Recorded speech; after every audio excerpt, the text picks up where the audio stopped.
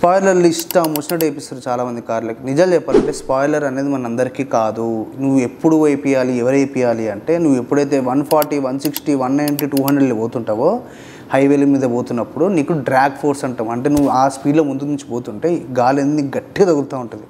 ఒకటి ఏరోడైనమిక్గా కారు మీద నుంచి ఇట్లా గాలి వెళ్తూ ఉంటుంది. వెళ్తున్నప్పుడు కారు ఉల్టా పడకుండా లేకపోతే దాని యొక్క పొజిషన్ రోడ్డుకి వేసి గట్టిగా పెట్టడానికి స్పాయిలర్ వాడతారు. అది ఎట్లా పనిచేస్తుంది, వెనుక స్పాయిలర్ ఉన్నప్పుడు ఎప్పుడైతే గాలి ఇట్లా వస్తుందో దానికి తగిలి కార్ని రోడ్డుకి వేసి వత్తడం జరుగుతుంది.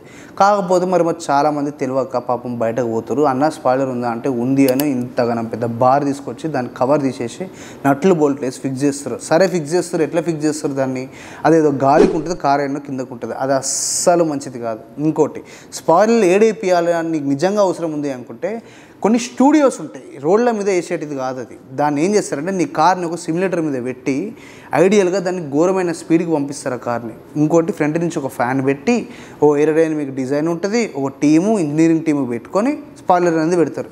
ఎవరో చిత్రాపుత్ర వాళ్ళు వేసేదాన్ని స్పాయిలర్ అన్నారు. అనవసరంగా అది వేయించుకొని డబ్బులకి బొక్క పెట్టుకోకండి.